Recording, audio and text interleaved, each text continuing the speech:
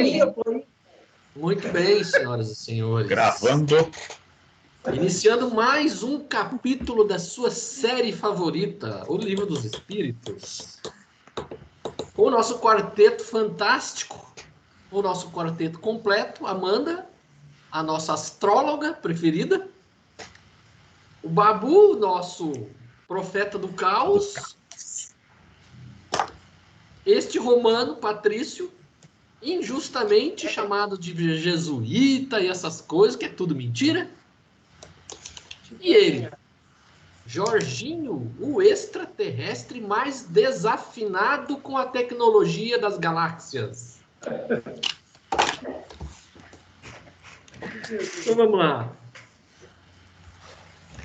Vamos lá. Pergunta 147. Materialismo. Por que os anatomistas, os fisiologistas e, em geral, aqueles que se aprofundam nas ciências naturais são, com frequência, levados ao materialismo? O fisiologista narra tudo aquilo que vê. O orgulho dos homens que creem tudo saber e não admitem que alguma coisa possa ultrapassar os seus conhecimentos. Sua própria ciência os torna presunçosos. Pensam que a natureza não pode ocultar-lhes nada. Eis um grande engano, né? Tudo há leis invisíveis a ser descoberta ainda. Mas, pessoal, Na verdade, nós temos que ver também que essa resposta foi dada no século XIX para os cientistas. Mas hoje mesmo, os anatomistas, os fisiologistas, quanto mais eles se aprofundam nas ciências naturais, eles se veem levados não à religião, mas a um espiritualismo. Porque hoje em dia, digamos assim, com sistemas mais modernos de visualização, de célula, eles vão descobrindo coisas, eles vão vendo coisas assim, que, de alguma maneira, você ser nihilista hoje em dia é uma dificuldade. Mas, Jorginho, eu acho que deu um passo para trás, nessa época que Kardec está falando, porque antigamente você tinha o magnetismo animal, que era bem aceito até pela comunidade dos cientistas. Tinha uma parte que aceitava, outra não. Depois veio o espiritismo. E até mostra naquele livro lá do Revolução Espírita, depois que entra tal pessoa em tal faculdade que ele determina para tirar tudo que é filosofia espiritualista. Ele só fica no material só. Então, todo aquele conhecimento que estava sendo descoberto ali, que estava em desenvolvimento, que até Kardec traz nas revistas espíritas, tinha muito médico que aceitava o espiritualismo, o magnetismo. Depois dessa época aí virou só materialismo. Agora que a gente está voltando a algumas coisas, mas bem tateando ainda. Eu lembro Porque, que o ensino... eu vejo pessoas que se dizem ateus hoje em dia, tipo o Varela, esse pessoal assim, mais cientista, mas eles já são mais transcendentalistas que muitos cristãos que eu conheço. Eles têm uma liberdade de pensamento maior, porque a questão aqui do materialismo é só acreditar, digamos assim, não acreditar em Deus, porque eles confundem muito hoje em dia como materialista e ateu.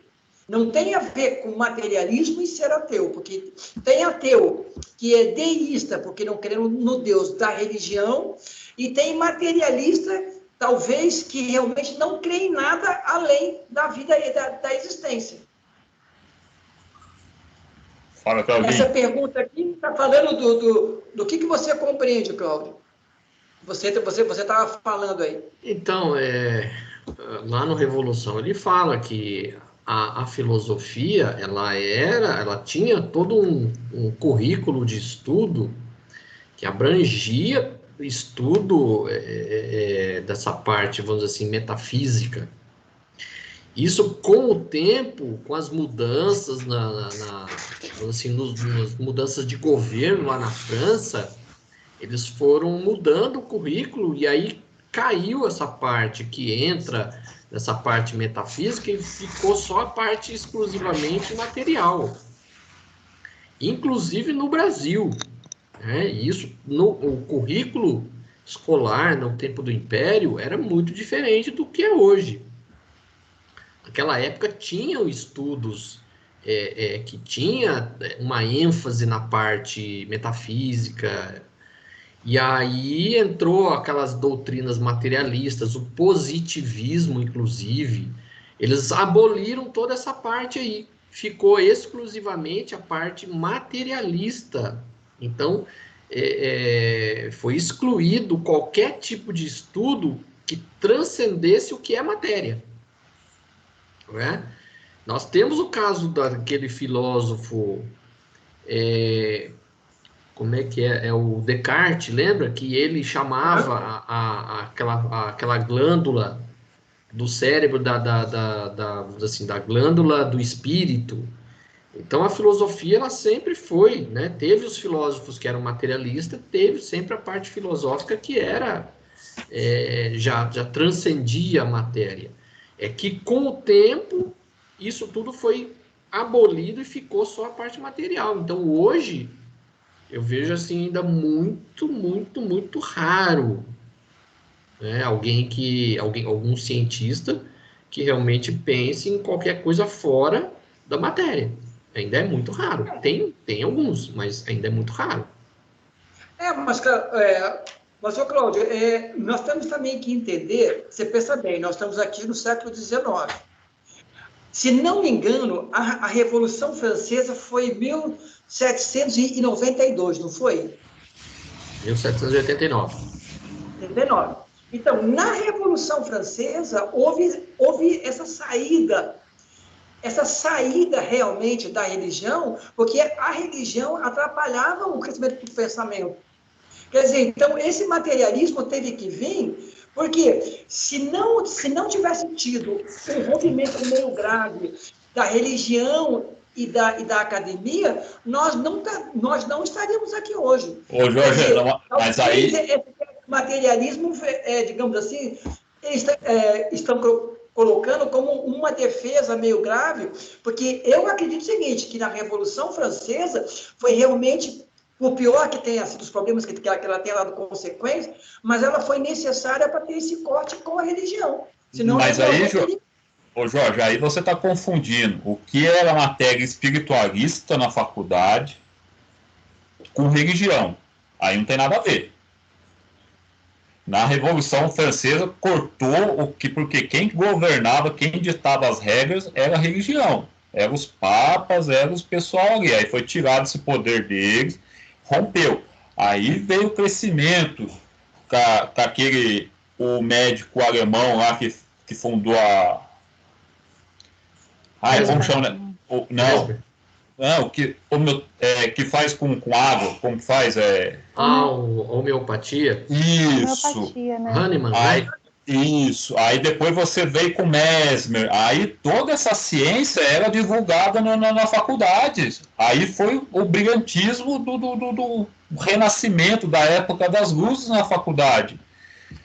Aí o Kardec viveu essa parte, estudou Mesmer durante anos, era bem aceito na faculdade, e depois que foi entrando pessoas no governo, eles foram tirando isso. Eu falei assim, a gente não entende isso, a gente só entende a matéria, porque aí começou, junto com esse conhecimento, começou a descobrir esse mundo microscópio. Aí falei assim, não, o que a gente consegue ver é material, então não existe mais nada fora disso. Essas ciências aí ocultas que o pessoal como chamava mesmo, homeoterapia aí, como chamava? Homeopatia. Homeopatia, o Mesmer, foi tudo tirado, a gente perdeu um conhecimento incrível. Então, religião é uma coisa, quem ditava o poder na França era uma coisa, e essa parte metafísica, que era explicada na faculdade, que tinha um monte de matéria, é outra coisa.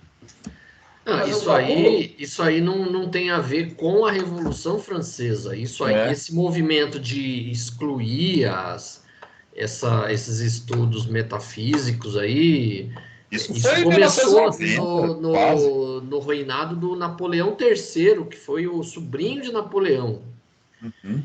Ele, vamos dizer assim, ele foi começando a restaurar as coisas vamos dizer assim, da velha ordem. A Igreja Católica, nessa época do Napoleão III, começou de novo a mandar na França. Você entendeu?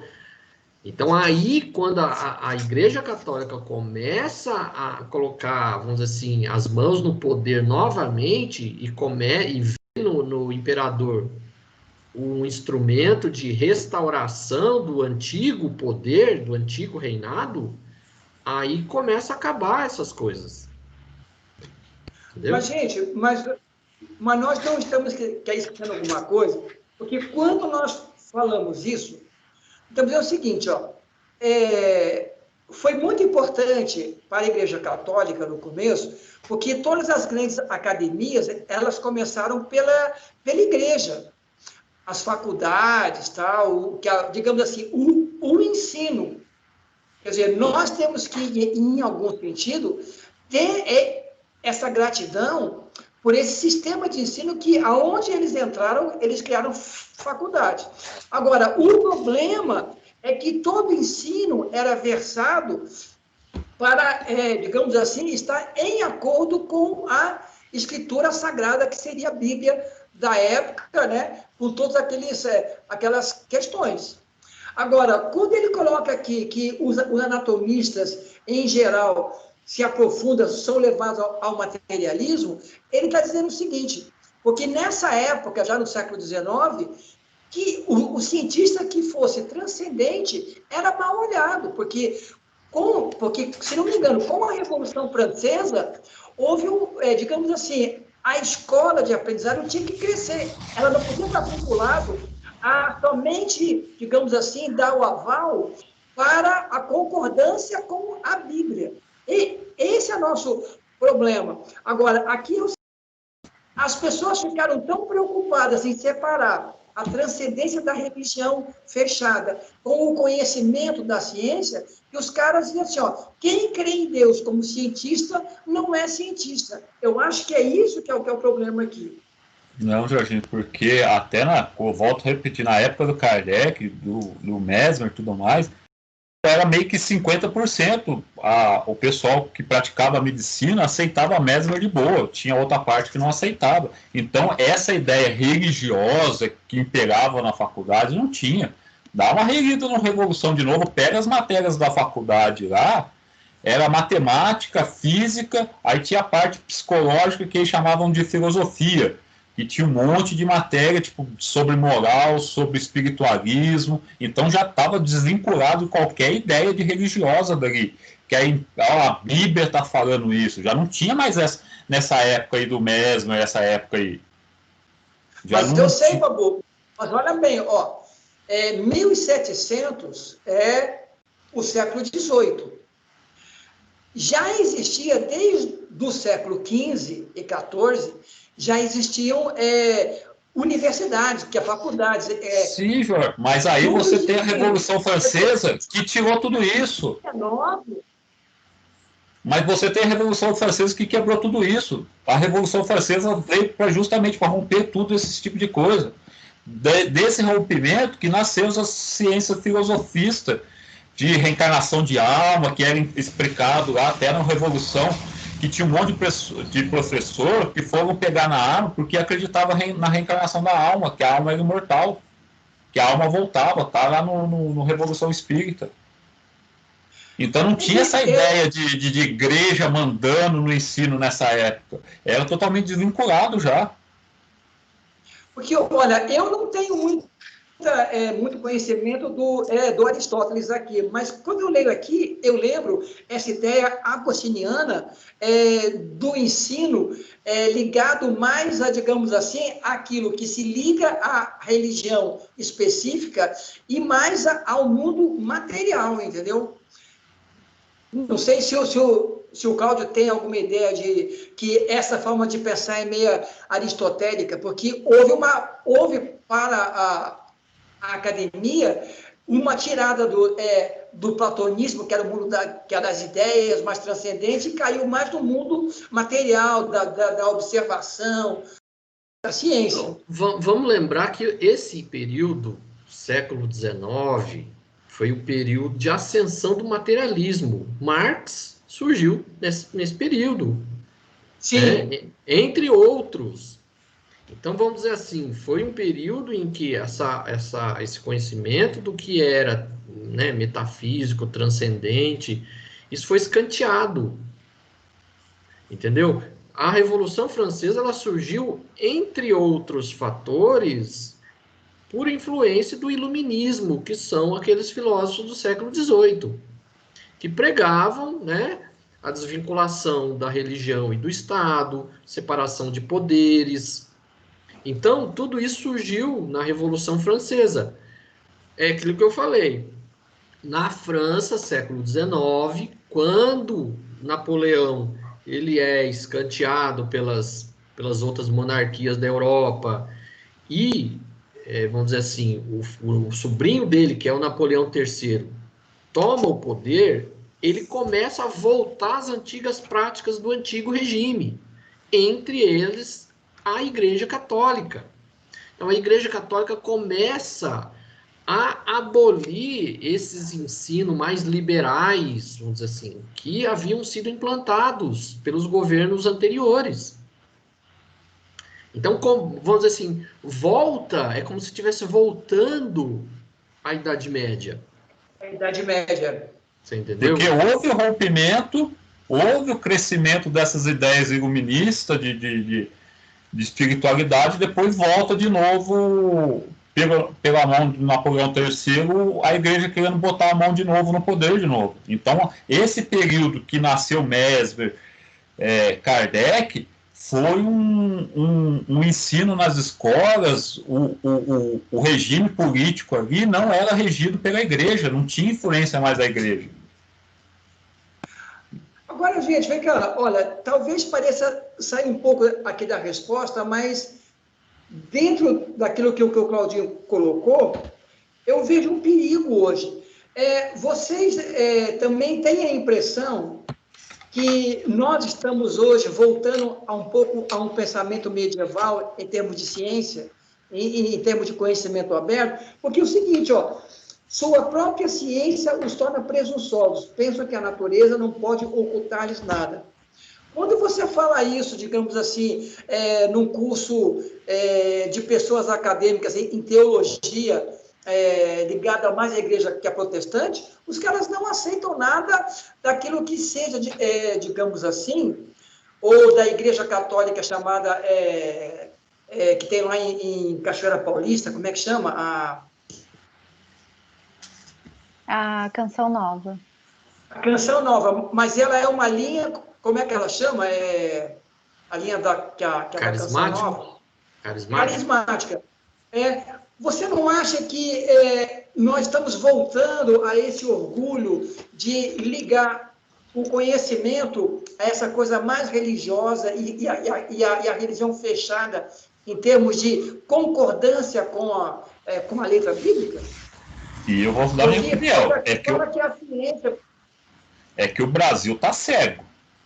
O Brasil aqui, você não pode tomar uma referência com mais nada aqui desse mundão, aqui desse Cabral aqui descobriu aqui. Aqui a ciência está sendo sucateada também.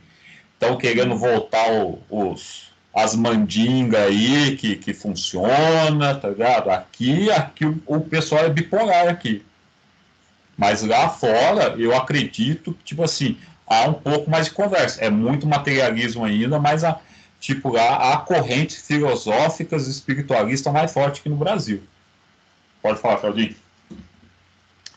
Então, se a gente for ver aí ao longo da história, a gente vê que os dois pontos de vista sempre conviveram.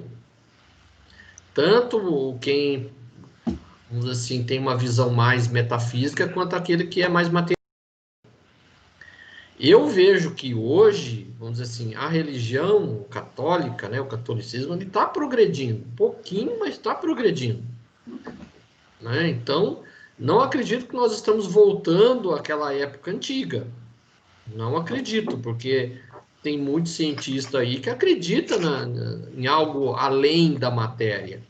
Tem aqueles pesquisadores, eu não lembro agora mais o nome dele, que pesquisam o espaço, são cientistas que pesquisam informações aí que os caras, eles não são materialistas, não são ateus. Então, mas assim, é que as coisas caminham de uma forma muito, muito devagar. A gente quer, às vezes, apressar a coisa. Então, não é assim. Mas não vejo como retorno da Idade Média, não. Beleza, gente. Maravilha. Amandinha, querida. Pode continuar? 148. Tá. Não é de lamentar que o materialismo seja uma consequência de estudos que iam, ao contrário, mostrar ao homem a superioridade da inteligência que governa o mundo? É necessário concluir que eles são perigosos? Não é verdade que o materialismo seja uma consequência desses estudos. O homem é quem tira deles uma falsa consequência, porque ele pode abusar de tudo, mesmo das melhores coisas. O nada, aliás, os amedronta, mais do que os demonstra, e os espíritos fortes são frequentemente mais fanfarrões que corajosos. No mais das vezes, são materialistas por não terem nada com que encher o vazio do abismo que se abre diante deles. Mostra-lhes uma âncora de salvação e a ela se agarrarão apressadamente. Que mostra, tipo assim, aquele orgulho que a gente tem, que a gente acha que é a única coisa do universo, que tudo, o mundo, o universo, tudo é um grande acaso. Somos tocados pela vaidade, né? Principalmente esses cientistas aí. Pode ir, Mandinha. Tá, dormindo aqui. Por uma aberração da inteligência, há pessoas que não veem nos seres orgânicos senão a ação da matéria a que atribuem todos os nossos atos. Não veem no corpo humano senão a máquina elétrica. Não estudaram o mecanismo da vida senão pelo funcionamento dos órgãos que viram se apagar, frequentemente pela ruptura de um fio, e não viram nada mais que esse fio. Pesquisaram. Só deixa eu fazer um adendo aí para ela, que tem um livro que é excelente. Cadê? Deixa eu pegar aqui, que é um livro. Vê na biblioteca aí.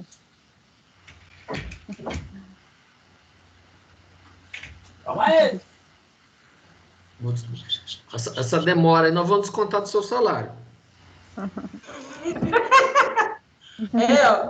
Só que o salário espiritual é pelas horas. Quando chegar no nosso lar, tem menos para receber. Tem que achou o livro.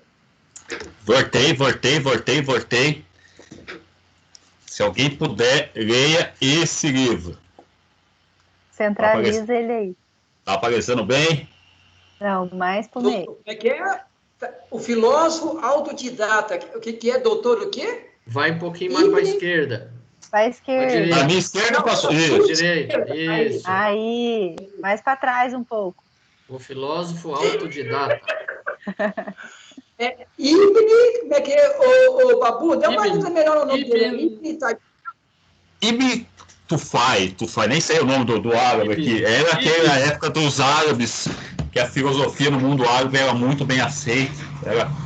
Então mostra muito disso. É uma pessoa que foi parar numa ilha, sozinho, foi criada ali nessa ilha, sozinho, com os bichos, e tinha, acho que era um ganso ou um pato, se não lembro.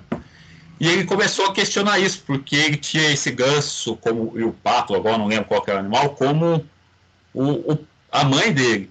E ele morre.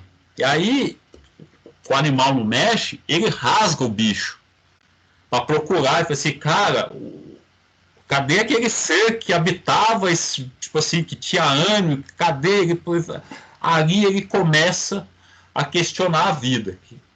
Aí mostra isso aí, porque aí tem toda uma história de fundo, que depois ele dá uma pessoa para essa ilha e leva para ele porque ele só tinha conhecimento dessa ilha só, né? Para ele não existia um mundo de fora. Aí ele vai para essa outro lugar, e aí ele vê que o pessoal era meio tapadão, que nem a gente hoje em dia, assim, sociedade, não acreditava em nada, tal, todo mundo muito materialista. Aí ele volta para a ilha de novo com esse rapaz. Mas começa através disso, porque ele tem a curiosidade de começar a pesquisar. É um chamado que a filosofia nunca vai morrer, porque sempre vai ter alguém querendo explicar o porquê da vida e tudo mais. E esse livro traz isso, que na morte do pato, da pata, do marreco, não sei quem que era, eu não lembro bem, ele começa a discutir isso. Ele abre o bicho e fala assim, mas cadê a alma, tipo assim, que não pode ser só esse corpo, cadê essa vitalidade, cadê? E aí ele vai aplicando isso para os humanos também, que não é só isso. E é muito bom esse livro, cara. Tem até uma palestra da Luz Serena, que comenta esse livro, é excelente, cara. Assim, aí vem falar isso aqui, porque conforme diz aqui, que só estuda o fio, morreu ali o órgão, parou tudo e não vai além disso, tá ligado? E esse livro é muito isso. Era só esse adendo só. Pode ir, Amandinha. Pesquisaram se restava alguma coisa e, como não encontraram mais que a matéria, que se tornara inerte, e não viram a alma escapar-se, não a puderam apanhar. Concluíram que tudo estava nas propriedades da matéria, e assim, depois da morte, o pensamento se aniquilava. Triste consequência, se assim fora, porque então o bem e o mal não teriam finalidade. O homem teria razão em pensar só em si mesmo e em colocar acima de tudo a satisfação dos seus prazeres materiais. Os laços sociais se quebrariam e as mais santas afeições se romperiam para sempre. Felizmente, essas ideias estão longe de ser gerais. Pode-se dizer que são muito mais circunscritas e não constituem mais que opiniões individuais, pois em parte alguma ainda se constituíram em doutrina. Uma sociedade apoiada sobre essas bases carregaria em si o germe de sua dissolução, e seus membros se entredevorariam como animais ferozes. Ô, Amandinha, esse parágrafo do Kardec aqui, sabe o que me lembra? Eu não sei se você e o Babu já leram o livro Os Mensageiros, do André Luiz. Mas no capítulo, quando o André Luiz, com o Aniceto e o Vicente vão a Campos da Paz, eles encontram lá um hospital que recebe desencarnados que não têm condições de subir para outro lugar. E eles ficam dormindo lá, né? Aí o Aniceto explica, eu acho muito legal a leitura desse capítulo, porque ele fala uma coisa interessante, que o padrão mental que você cria encarnado provoca, digamos assim, coisas negativas, consequências ruins, não só na sua vida pessoal terrena, inclusive na vida espiritual, porque as pessoas estavam dormindo lá porque elas acreditavam piamente que elas estavam mortas. E elas se sentiam vivas, mas não ousavam caminhar, porque elas não acreditavam na vida, porque a religião que elas haviam tido aqui, o próprio Aniceto explica isso, os pensamentos materialistas, tal, elas duvidavam da realidade que elas estavam vivendo. Que eu não sei se o Claudinho já chegou com o estudo dele do Mensageiro nessa parte. Você chegou, Claudinho? Lembra disso? No estudo a gente não chegou, mas eu já li Os Mensageiros 2 vezes, eu lembro desse trecho aí. A pessoa acordava e teve um lá que inclusive saiu meio que apavorado, correndo numa disparada. Então, a pessoa viveu a vida inteira acreditando numa religião que dizia que quando ele morresse ele iria ficar dormindo. Então, isso aí ficou na mente dele. Você cristaliza isso na mente da pessoa. Sim. Agora, eu quando estava lendo esse capítulo aqui, e agora relendo esse parágrafo, sabe o que eu cheguei à conclusão? É que nós temos que realmente sempre reler com crítica aquilo que o próprio Nietzsche sempre nos ensina. Tudo não pode ficar guardado como se fosse uma realidade imutável. Você tem que criticar todos os dias, 24 horas por dia, até aquilo que você está falando, senão você vai passar a acreditar e guardar na sua mente com uma realidade. Então, eu vejo isso até na nossa doutrina aqui. Ela é imutável na sua base, mas na sua compreensão, você não pode parar nunca de acreditar que você pode reler o capítulo e encontrar coisas novas. Então, mas isso que ele fala aqui, após a morte, o pensamento se reduz a nada, né? Que o bem e o mal não teria sentido, que o homem estaria certo em não pensar em nada senão em si mesmo, etc. Esse pensamento materialista, por exemplo, do saber, que estaria tudo perdido, isso, o Sartre já dizia isso daí, que ele era, vamos dizer assim, uma pessoa meio que, no final da vida, ele revela no que ele colocou lá um inconformismo ele mesmo acho que duvidava das ideias dele, porque ele não entendia o porquê que todo o conhecimento que ele havia adquirido iria se perder com a morte dele. Então ele, que era um filósofo, ele mesmo não entendia o porquê, qual a razão de se perder todo o conhecimento após a morte. E ele era materialista, ele não acreditava em vida após a morte. Então você vê que realmente não tem o menor sentido a morte ser o fim de tudo. Né? Com qual utilidade seria viver, você ter atitudes éticas, corretas, se tudo acaba? Para que eu vou me sacrificar? Para que eu vou ajudar os outros, me prejudicando? Para que eu vou ficar aqui vivendo uma vida franciscana se eu posso ficar rico às custas dos outros, dando golpe nos outros, e os outros que se danem, porque o negócio é eu ficar rico, na hora que eu morrer vai acabar tudo mesmo, não vou precisar pagar nada. Então, realmente a civilização, induz as pessoas a, como fala aqui, a entredevorar-se. E isso, Claudinho, vai na resposta que os espíritos dão. A maioria dos materialistas só são porque nada tem para encher o vazio do abismo que se abre diante dele. Então, essa do Sartre também, ele fica tipo assim, pô, eu criei todo um sistema que me vai levar para nada. Ele mesmo ficava perdidão, vamos falar assim, no negócio. Ele não aceitava isso. Só que, perante a ideia religiosa que se tinha na época dele, ele fez assim, eu prefiro acreditar no nada, mesmo para mim sendo irracional, do que acreditar nesse céu, inferno, do jeito que a igreja passa para ele. Ele falou assim, eu prefiro cair nessa contradição do que ficar vivendo essa... Esse finalzinho de parágrafo de vocês tem algum... Não, tá dentro. O meu tem. Tem? É do Veloz, do... Animais ferozes. O meu só tem um negocinho que vai explicar isso aí, ó. Embora Kardec tenha escrito isso há 150 anos, os sistemas políticos se basearam na doutrina materialista e se autodissolveram por si, não tiveram continuidade.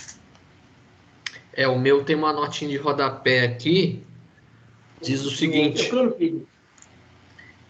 o marxismo ainda não havia surgido, pois O Capital só foi publicado em 1867. Mas as previsões de Kardec quanto ao caráter violento da sociedade materialista se confirmaram historicamente, sendo apenas atenuadas pela impossibilidade de generalização da ideia no seio do povo. Sim. Então, você vê o marxismo, Karl Marx, Engels, aquele outro cara, agora não lembro o nome, que criou o positivismo. Tudo ideias materialistas que só realçavam, na verdade, a matéria. O próprio Nietzsche, o Nietzsche não acreditava em nada, ele acreditava no poder da matéria. Ele não acreditava na ida da alma a Deus, ele acreditava no tal do super-homem. Ele dizia que você demonstrar piedade, algumas coisas, é fraqueza. O homem tem que ser forte materialmente, ele tem que ser um super-homem. Então ele dizia, inclusive, que Jesus e outros apóstolos, eles estragaram a humanidade. Ele entendia que se não tivesse existido esses indivíduos do passado, né, que a civilização hoje seria muito mais forte.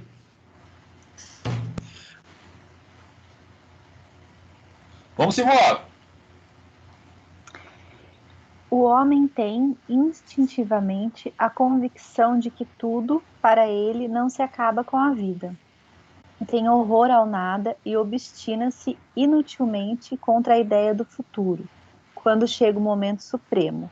E são poucos os que não perguntam o que vai ser deles, porque a ideia de deixar a vida para não mais retornar tem qualquer coisa de dolorosa. Quem poderia, com efeito, encarar com indiferença uma separação absoluta, eterna, de tudo aquilo que amou? Quem poderia ver sem pavor abrir-se diante de um abismo imenso do nada, onde virão se dissipar para sempre todas as nossas faculdades, todas as nossas esperanças, e se dizer: o quê? Depois de mim nada, nada mais que o vazio, tudo acabado para sempre. Ainda alguns dias e minha lembrança terá se apagado da memória daqueles que me sobreviveram, e bem cedo não restará nenhum traço de minha passagem sobre a terra. O bem que fiz será esquecido pelos ingratos a quem eu servi, e nada para compensar tudo isto, nenhuma outra perspectiva que aquela do meu corpo roído pelos vermes. Alguma complicado isso. explanação, hein? É o que Sartre experimentou. Mas isso realmente é uma realidade. Eu acho que todo mundo, digamos assim, mesmo as doutrinas que acreditam no caminho irreversível.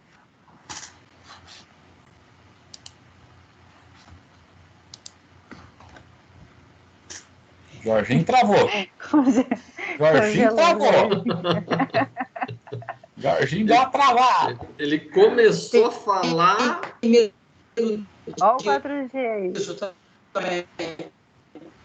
Jorginho, sobe em cima da casa, Jorginho. Coloca o bombril na antena. Instala uma antena aí e liga no celular, Jorge. Lembra aqueles radioamadores de antigamente? Tinha aquela antenona que a gente colocava no fundo de casa para ficar ali. Jorginho precisa de um desse aí, né? Se a minha antiga casa ainda tiver aquela antena lá em cima com aquela, como é que chama? Aquelas ossinhos de peixe lá. Fala para ele, vai lá, pega emprestado a antena lá em cima. Está lá na sua casa. Bom, vamos continuar, né? Vamos continuar. Continua lendo, Amandinha. Se até ele descongelar, vai demorar, né? Isso. Eu acho que ele vai cair daqui a pouco. Este quadro não tem alguma coisa de apavorante. Ah, tá. Peraí, gente. Vou voltar. É isso mesmo. Este quadro não tem alguma coisa de apavorante, de glacial. Eu acho que aqui... Jorginho, eu acho que o sinal na sua casa está ruim. Só travou a sua imagem para nós, a gente só escuta pequenas sílabas do que você fala. Melhor sair e voltar.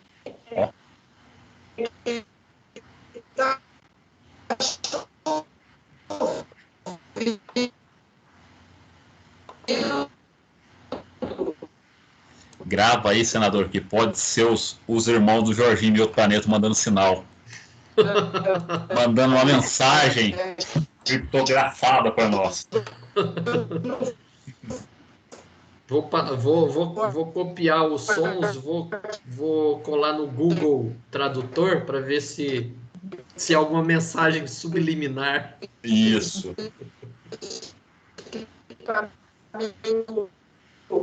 E ele não para de falar, né? É engraçado. Olha lá. coisa aí.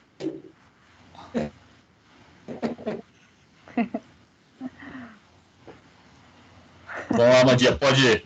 Continua a leitura, Amandia. Então, vai lá. A religião nos ensina que não pode ser assim, e a razão nos confirma. Mas esta existência futura, vaga e indefinida, não tem nada que satisfaça o nosso amor pelo positivo, sendo para muitos a origem da dúvida. Temos uma alma, mas o que é nossa alma? Ela tem uma forma, uma aparência qualquer? Ai, tá falando. É um ser.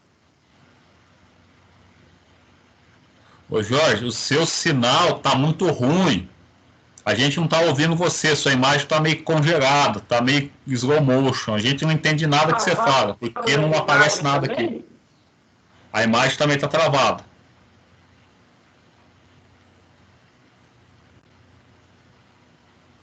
Sai e tenta entrar de novo, Jorge. Acho melhor.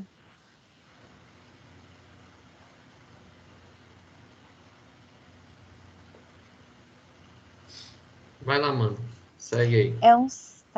É um ser limitado ou indefinido? Alguns dizem que é um sopro de Deus, outros que é uma centelha, outros ainda uma parte do grande todo. O princípio da vida e da inteligência, mas de tudo isso, o que aprenderemos? O que aprendemos? Que nos importa ter uma alma? Que nos importa ter uma alma se depois da morte ela se confunde na imensidade, como as gotas d'água no oceano? A perda da nossa individualidade não é para nós como o nada? Disse que ela é imaterial, mas uma coisa imaterial não tem proporções definidas, e para nós representa nada. A religião nos ensina também que seremos felizes ou infelizes segundo o bem ou o mal que houvermos feito. Mas em que consiste essa felicidade que nos espera no seio de Deus? É uma beatitude, uma contemplação eterna, sem outra finalidade que cantar louvores ao Criador? As chamas do inferno são uma realidade ou um símbolo? A própria igreja o entende como um símbolo, mas quais são esses sofrimentos? Onde está o lugar do suplício? Numa palavra, o que se faz, o que se vê nesse mundo que nos espera a todos? Disse que ninguém voltou para nos prestar contas. É um erro, e a missão do Espiritismo é precisamente de nos esclarecer sobre esse futuro, de nos fazer, até certo ponto, atingi-lo com o dedo e com o olhar, não mais pela razão, mas pelos fatos. Graças às comunicações espíritas, isso não é mais uma presunção, uma probabilidade sobre a qual cada um entende a sua vontade. Que os poetas embelezam suas ficções ou semeiam imagens alegóricas que nos enganam. É a realidade que nos apresenta, pois que são os próprios seres do outro mundo que vêm nos descrever a sua situação, dizer-nos o que foram, que nos permitem assistir, por assim dizer, a todas as peripécias de sua nova vida, e por esse meio mostrando-nos o destino inevitável que nos está reservado, segundo os nossos méritos e os nossos deméritos. Há nisto algo de antirreligioso? Bem ao contrário, uma vez que os incrédulos aí encontram a fé e os indecisos uma renovação de fervor e de confiança. O Espiritismo é, pois, o mais poderoso auxiliar da religião.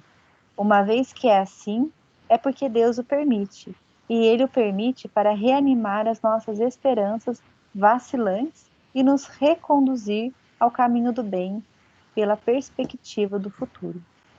Isso é excelente, né? Porque vamos imaginar nós aqui, vamos falar que a alma foi criada junto com o corpo e que temos apenas uma vida. Nasceu no século XIII, aí no céu, vamos imaginar que tinha que ter um paraíso para cada pessoa de cada século. Porque aquela pessoa do século XIII, que não podia ver o tornozelo de uma mulher que já era pecado, já estava condenada ao inferno, Hoje em dia a gente pode ver tudo, que nada é pecado mais. Então, e a diferença de tecnologia, então o céu tinha que ser compartimentado para cada ser e cada época. Imagina a Mandinha agora chegando no céu, conversando com alguém do século XI, e assim, ó, cadê seu iPod aí? O cara nem vai saber o que a Mandinha tá falando. Então, essa ideia de uma vida, acabou, você está condenado, você está para o céu, você está para o inferno, é aquela coisa estranha, né? E ainda mais você pega nisso para a mulher, que é mãe, assim, né? Até para os pais, se vê separado eternamente do filho, de alguém que gosta. Não tem uma lógica com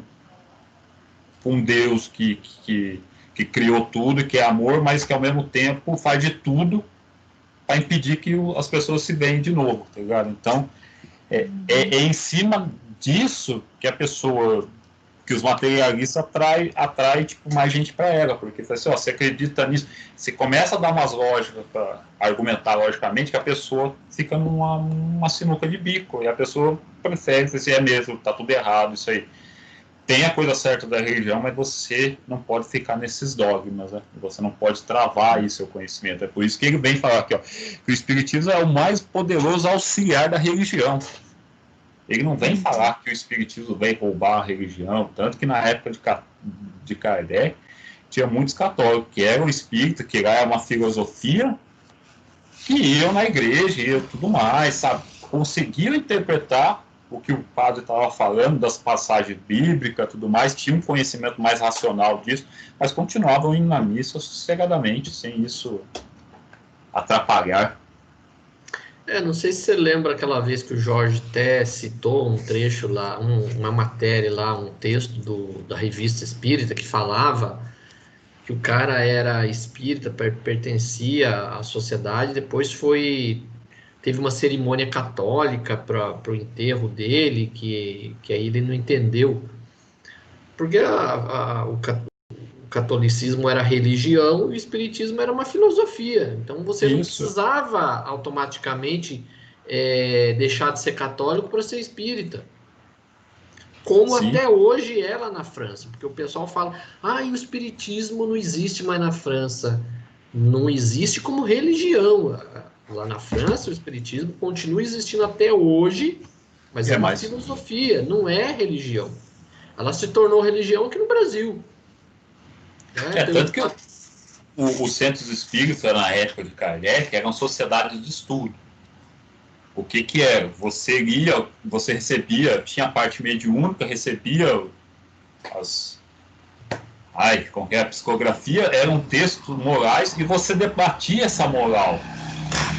Você tinha esse debate, por isso que ele fala assim, é melhor ter, 20 casas espíritas do que uma só com 200. É mais fácil você ter 20 com 10, 12, onde se você não tiver um médio para receber as mensagens, você pode discutir aquilo que a doutrina traz para você. Você pode pegar um texto de uma outra filosofia e discutir em cima. Então, é esse encontro mais filosófico aqui no Brasil que se ganhou essa conceito de religião, que está muito ligado. O que o pessoal, além de religião, acha do espiritismo? Que é praticamente caridade e mediunidade. Que é o que pegou na gente, né? É o que pegou não sei, ainda mais com o Chico Xavier, não metendo pau nele, lógico, né? Que tinha aquele jeito dele, bem dócil, e que era um excelente médium, tá ligado? Então, já era uma coisa religiosa, quando veio o Chico, então pareceu mais ainda, ter esse jeitão dele e tudo mais. Aí, então, a gente tem essa mística, que o espiritismo é religião e é mediunidade e caridade, e não é só isso. Aqui ele fala que ninguém costuma se dizer voltou de lá para nos dar conta do que existe. É um senso comum, né? Não acredito que haja vida após a morte, porque ninguém nunca voltou para dizer. As pessoas falam isso ainda. Eu posso testemunhar duas coisas ridículas que eu ouvi. Não vou contar os santos e nem os lugares, mas foi em centro espírita. Um foi uma moça que fazia curso de médio e mandou uma dessa. Ela falou assim, a gente não sabe, né? Porque Ninguém voltou para nos contar, eu só fiquei olhando. Eu falei, se essa aí não entendeu nada do espiritismo, né, cara? Ela falou desse jeito, assim, a gente não sabe se existe mesmo, porque e tava fazendo curso de médio, cara. Porque ninguém voltou para nos contar. E a outra foi outra casa que o preletor foi falar, que era um tema aberto, e falou assim, eu vou pegar umas perguntas do Livro dos Espíritos. O dono da casa, não, o presidente da casa. O Livro dos Espíritos não, você pode assustar as pessoas, só fica no Evangelho só. Ó pra você ver, cara. É inacreditável. Duas pérolas que eu presenciei, cara. Inacreditável. Ainda diz que é espírita ainda. Mano, essa do curso do médico era disso, isso aí. Quando a Mandinha leu a primeira vez, eu dei risada, cara. Que ela falou a mesma coisa, cara. Ela falou assim, mano, tá fazendo curso de médico, cara. Não pode ser, cara. E aqui ele fala assim...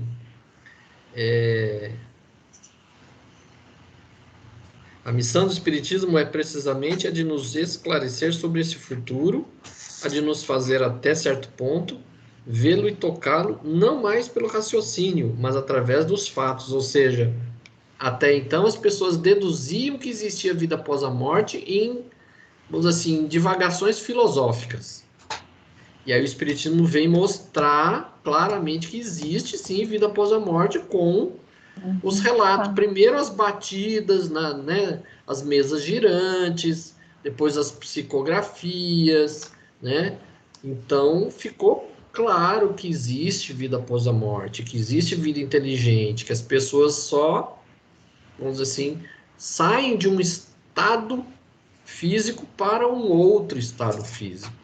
As pessoas continuam pensando, continuam tendo vontades, continuam com seus defeitos, suas virtudes, do mesmo jeito, só perde uma roupagem, né?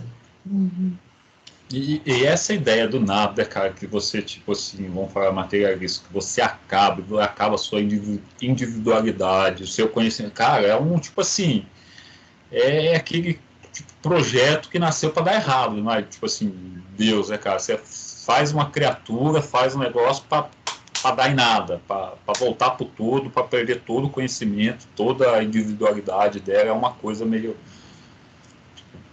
E as pessoas, as religiões, elas têm estudos baseados na Bíblia, que é um documento que eu já falei diversas vezes, que é um documento fossilizado. Então, fica naquela, Moisés proibiu o intercâmbio com os mortos. Eu achei hoje lá qual que era. Então, Moisés não proibiu todo e qualquer contato com os mortos. Ele proibiu para fins que não são de utilidade, né? Porque as pessoas usavam a mediunidade naquela época como um tipo de magia negra. Ou adivinhação também, né? Sim. Então, era para fins materiais. O que ele quis deixar bem claro é que a mediunidade não podia ser exercida porque o povo não estava preparado naquela época para exercer, para esse tipo de exercício. Precisaria passar muitos séculos até chegar na nossa época atual que pudesse ser bem utilizado esse intercâmbio com o mundo espiritual. Agora, isso as pessoas proíbem, não pode ter intercâmbios mortos, baseado na Bíblia, que é uma coisa que é de milênios atrás, que era uma época que não é mais a nossa época de hoje. Mas eles relutam em entender isso, porque se contrariar a Bíblia, eu não vou ter a minha salvação. Pecado. Não, e em cima disso, veio nessa época de Kardec veio falar, a mediunidade existiu em todo o tempo. Hoje, vamos falar, ela está sendo estabelecida, assim, mais, assim, que vai abranger bem mais, só que cuidado, porque para você consultar os espíritos só vêm falar de coisas morais para você, vêm passar coisas para você fazer reflexão, coisas boas. Os bons espíritos vão ser atraídos para isso. Mas agora, se você quiser continuar fazendo a adivinhação, você vai cair na mão dos espíritos aí zombeteiros. Vão ficar tirando sarro da sua casa. Você pode fazer. Mas só que você vai ser taxado de mané, né? Vamos falar assim, os espíritos vão ficar zoando com a tua cara. Tem uma notinha de rodapé aqui também. Vovô era incrível. Seu vô, olha. Nessa última frasezinha aqui, o espiritismo é o mais poderoso auxiliar da religião. E se assim acontece é porque Deus o permite, e o permite para reanimar as nossas esperanças vacilantes e nos conduzir ao caminho do bem, pelas perspectivas do futuro. Aí vem a notinha de rodapé. Esta afirmação de Kardec, apesar de repelida pelos religiosos, teve a sua confirmação histórica. O Espiritismo é o mais poderoso auxiliar da religião. Foi graças às provas espíritas da sobrevivência da alma e à explicação racional dos problemas espirituais que a onda materialista do século XIX pôde ser refreada. Ainda hoje, como se vê pela obra do padre Teilhard de Chardin, ou Chardin, não sei como é que pronuncia. Chardin, pela obra do pastor e teólogo anglicano Haraldur Nielsen e pela revolução que sacode a teologia em geral, são os princípios espíritas que reerguem e reabilitam as religiões. De certa forma, ele tem razão. Vamos dizer assim, no catolicismo, os carismáticos, o que eles fazem? Não deixa de ser um intercâmbio espiritual. É assim, porque Kardec já via, até os espíritos já alertavam, assim, o povo nessa época aqui que teve a Revolução Francesa já cansou desse domínio religioso da igreja, que impunha e não deixava você pensar. Se isso persistir, mesmo que ele não tenha um domínio, se a igreja não consegue começar a explicar racionalmente as coisas que ela ensina, isso vai começar a cair em descrédito.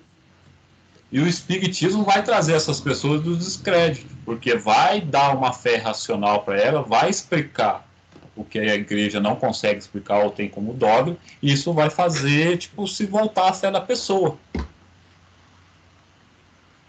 Mas fica abusando tanto de negócio que hoje as pessoas, quando você fala de religião, as pessoas nem querem ouvir, assim, porque vê algo como ultrapassado, né? Vê algo que vai limitar você.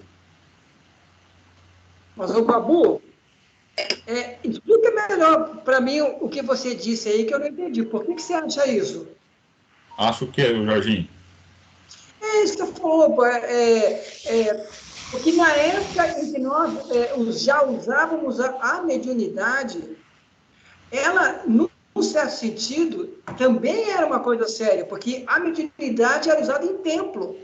Você tinha que ingressar no templo, pedir permissão para o sacerdote para conversar, para poder receber uma informação pequena. Na época de Moisés, porque o povo hebreu já era mais... vivia em povos onde o uso da transcendência, da mediunidade, que não tinha esse nome, era muito mais liberal, todo mundo conversava com os espíritos, mas também na doutrina, dentro do templo, era uma coisa séria.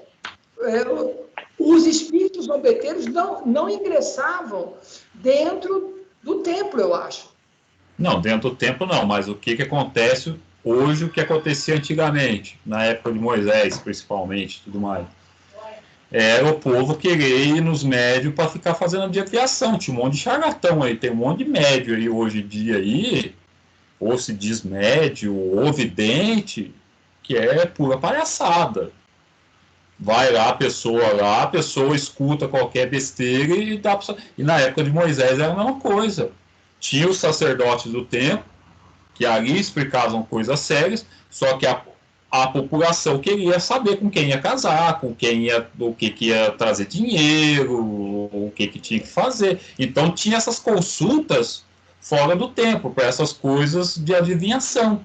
Aí que Moisés veio falar, meu, corta isso aí que... Hoje em dia, também nós temos isso, né? Em certo sentido. Só que hoje ela não é cortada porque o Espiritismo veio trazer uma norma de conduta para a mediunidade, né? E isso, mesmo que as doutrinas não digam em si, mas mesmo as igrejas pentecostais que usam o Espírito Santo, elas realmente usam palavras espíritas, quer dizer, num certo sentido, a mediunidade hoje, ela não é vulgarizada, ela criou um código de norma de uso. Quer dizer, hoje você usa palavras espíritas, mesmo para grupos que não acreditam ou não aceitam o espiritismo. Não, exemplo, foi isso que eu disse, porque eu falei assim, na época de Kardec, ele deu essas regras, ele falou assim, ó, você vai poder se comunicar com os espíritos à vontade, e a mediunidade vai crescer cada vez mais.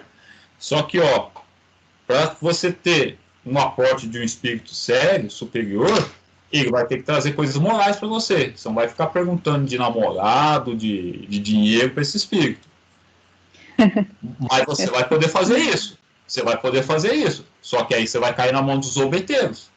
Você vai ficar sendo mané deles lá. Eles vão ficar piada com você, vão ficar fazendo piada a seu respeito. Você vai. O Kardec veio, não veio liberar, mas ele veio dar e falou assim, ó, se é para coisa séria, você vai ser assistido por bons espíritos.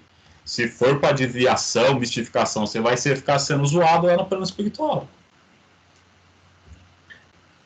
Pessoal... Se for para saber com quem vai casar, já... Pessoal, estamos nas considerações finais. Ei, caiu aqui as coisas.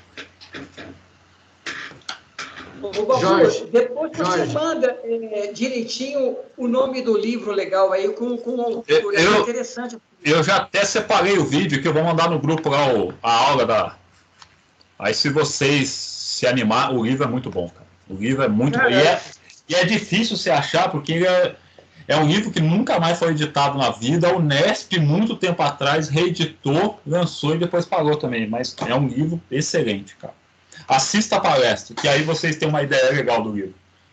Beleza. Considerações finais, Jorge. Deu um pico aqui de cair por causa da chuva. Hoje caiu raio pra caramba aqui em Jacareí.